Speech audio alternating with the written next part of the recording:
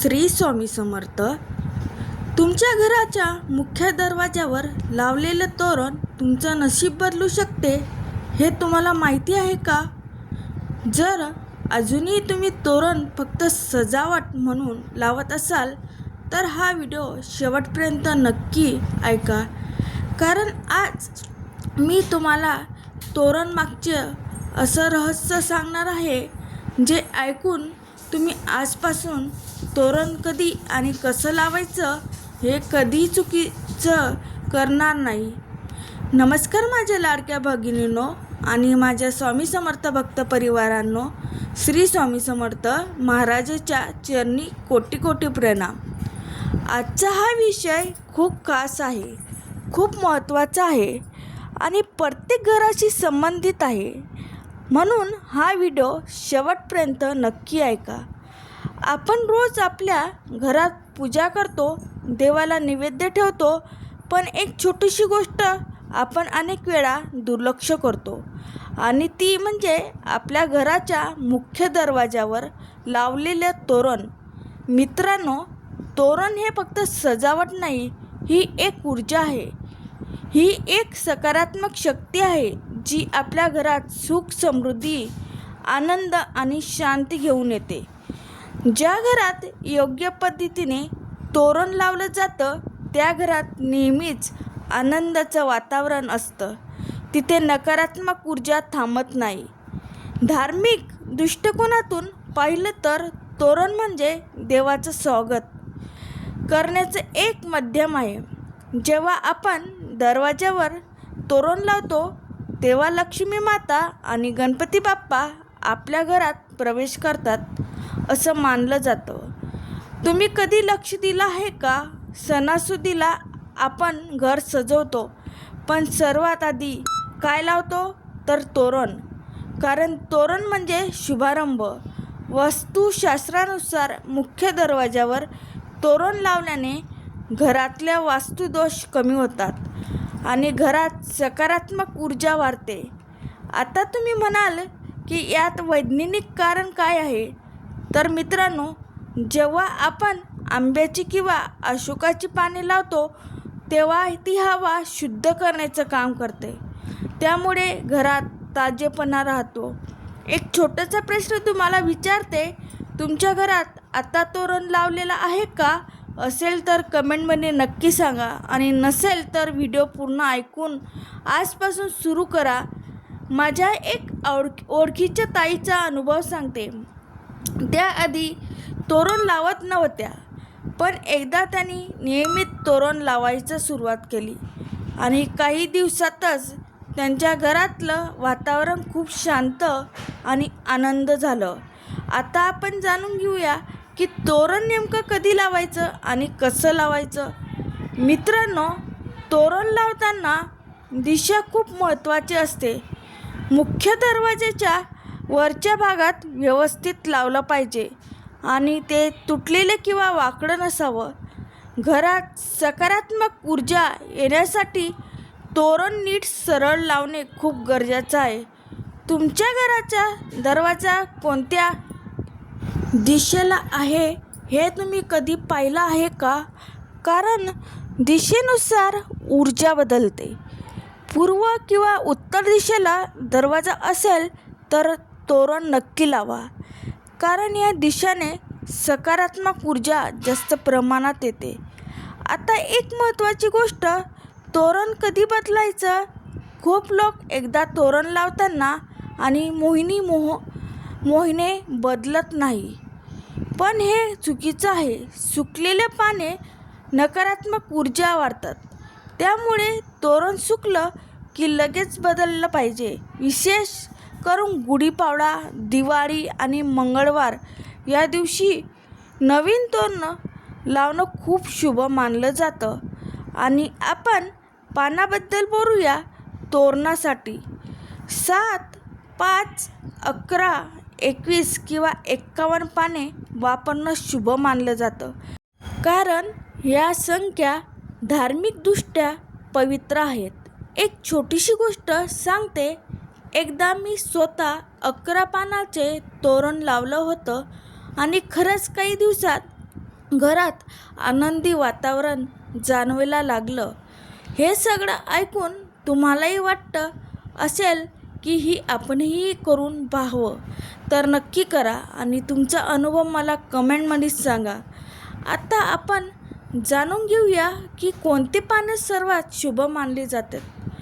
आंब्याचं पानं लक्ष्मीला आकर्षित करतात, म्हणून सणासुदीला आंब्याचं तोरण लावतात. आणि अशोकाचे पानं घरातले नकारात्मकता दूर करतात आणि मनाला शांती देतात. झेंडूची फुलं तोरणात वापरली तर घरात सौंदर्य आणि सकारात्मक वाढते. तुम्ही स्वतःच्या घरी तोरण बनवू शकता, पण पाने मोजा, त्यांना धागेत ओवा आणि देवाचे नाव घेत लावा. मित्रांनो, हे सगळं करताना श्रद्धा खूप महत्त्वाची आहे, कारण श्रद्धेमुळेच प्रत्येक गोष्टीला शक्ती मूळते. आता इथपर्यंत तुम्ही व्हिडिओ पाहिला असेल, लाईक नक्की करा आणि तुमच्या ओळखीच्या लोकांना ही व्हिडिओ शेअर करा, कारण ही माहिती प्रत्येक घरासाठी महत्त्वाची आहे. आता पुढे आपण काही खास गोष्टी जाणून घेणार आहोत, ज्या खूप कमी लोकांना माहिती आहेत. मित्रांनो, अनेक वेळा आपण तोरण लावतो, पण त्यामागची भावना नसते आणि त्यामुळे त्यांचा पूर्ण फायदा मिळत नाही. तोरण लावताना मन शांत ठेवा, देवाचं नाव घ्या आणि सकारात्मक विचार करा. ज्या घरात रोज देवाचं स्मरण केलं जातं आणि तोरण लावलं जातं, त्या घरात कधीही वाद होत नाही. तुम्हाला कधी असं वाटतं की घरात कारण नसताना तणाव वाढतो, तर अशावेळी तोरण बदलून पहा आणि फरक जाणवा. आणखी एक महत्त्वाची गोष्ट, तोरण कधीही जमिनीवर पडलेलं ठेवू नका. ते आधाराने लावा आणि काढताना देखील आदर ठेवा. जर तोरण तुटलं असेल तर लगेच बदलले पाहिजे, कारण तुटलेलं तोरण अपशकुन मानलं जातं. तुम्ही घरात लहान मुलं असतील तर त्यांनाही या गोष्टी सांगा, कारण ही आपली परंपरा आहे आणि पुढच्या पिढीपर्यंत पोचणे खूप गरजेचं आहे. एक छोटासा उपाय सांगते. जर तुम्हाला घरात शांतता आणि सुख हवं असेल तर प्रत्येक मंगळवारी नवीन तोरण लावा आणि देवाचे नामस्मरण करा. हळूहळू तुम्हाला स्वतःचा फरक जाणवेल. तुमच्या घरात कोणत्या प्रकारचे तोरण लावले जाते हे मला कमेंटमध्ये नक्की सांगा. मला तुमचे अनुभव वाचायला खूप आवडतात. मित्रांनो, आज आपण जाणून घेतलं की तोरण ही फक्त सजावट नाही, तर एक शक्ती आहे जी आपल्या आयुष्यात सकारात्मक बदल घडवू शकते. माझ्या लाडक्या भगिनींनो, आता मी तुम्हाला काही असे गुपित सांगणार आहे जे खूप कमी लोकांना माहिती आहे आणि हे जर तुम्ही मनापासून केलं तर तुमच्या घरात चमत्कार घडू शकतो. सर्वात पहिली गोष्ट, तोरण लावताना फक्त पाने लावून थांबू नका. त्या तोरणामध्ये तुमची भावना, तुमची श्रद्धा आणि तुमचा विश्वास असायला हवा. कारण मित्रांनो, जिथे श्रद्धा असते तिथे देवाचा वास असतो. तुम्ही कधी पाहिलं आहे का, काही घरं खूप साधी असतात, पण तिथे गेल्यावर मनाला खूप शांती मिळते. आणि काही घरं खूप मोठी असतात, पण तिथे गेल्यावर मन अस्वस्थ होते. हे का होते माहिती आहे का? कारण त्या घरातली ऊर्जा. म्हणूनच तोरण ही फक्त सजावट नाही आहे, ती तुमच्या घराची ऊर्जा बदलणारी शक्ती आहे. आता एक खास उपाय सांगते. जर तुमच्या घरात वारंवार भांडण होत असतील किंवा पैशाची अडचण असेल किंवा मन सतत अस्वस्थ राहत असेल, तर हा उपाय नक्की करून पहा. मंगळवार किंवा शुक्रवार निवडा. सकाळी लवकर उठून घर स्वच्छ करा, देवासमोर दिवा लावा आणि नवीन आंब्याच्या पानाचं तोरण लावा. तोरण लावताना एकच गोष्ट मनात म्हणा, हे देवा, माझ्या घरात सुख, शांती आणि समृद्धी दे. फक्त 7 दिवसात तुम्हाला फरक लागेल. अजून खूप शक्तिशाली गोष्ट, तोरण लावताना जर तुम्ही ओम श्री स्वामी समर्थाय हा मंत्र 11 वेळा म्हटला तर त्या तोरणाची शक्ती अनेक पटीने वाढते. कारण स्वामी समर्थाचा आशीर्वाद मिळाला की अशक्य गोष्टी शक्य होते. आता एक सत्य सांगते, खूप वेळा आपण म्हणतो मी इतकं सगळं करत आहे पण काहीच बदल होत नाही. पण आपण एक गोष्ट विसरतो, आपण सत्य ठेवत नाही. एक दिवस तोरण लावलं की मग विसरलो, मग पुन्हा आठवलं की पुन्हा सोडलं. असं केल्याने परिणाम मिळत नाही. म्हणूनच जर तुम्ही आजपासून सुरुवात केली तर किमान 21 दिवस हा नियम पाळा. तुम्हाला स्वतः बदल जाणवेल. माझा स्वतःचा अनुभव सांगते. एक वेळ अशी होती की आमच्या घरात खूप तणाव होता, काहीच नीट नव्हतं. तेव्हा एका मोठ्या व्यक्तीने मला सांगितलं, दर मंगळवारी तोरण बदल आणि स्वामीचं नाव घे. मी आणि ते मनापासून केलं आणि मित्रांनो, हळूहळू घरात शांतता येऊ लागली. भांडणं कमी झाली आणि सगळं सुरळीत होऊ लागलं. म्हणूनच मी तुम्हाला सांगते की ही गोष्ट छोटी वाटते पण याचा परिणाम खूप मोठा असतो. अजून एक महत्त्वाची सूचना, कधीही प्लास्टिकचं तोरण लावू नका. हो मित्रांनो, आजकाल मार्केटमध्ये खूप सुंदर प्लास्टिकचे तोरण मिळतात, पण त्यामध्ये कोणतीही ऊर्जा नसते. नेहमी नैसर्गिक पाने वापरा, कारण नैसर्गिकच खरी शक्ती आहे. आणि एक गोष्ट लक्षात ठेवा, तोरण लावताना मनात राग, द्वेष किंवा नकारात्मक विचार ठेवू नका, कारण तुम्ही जसं विचार करता तशीच ऊर्जा तुमच्या घरात येते.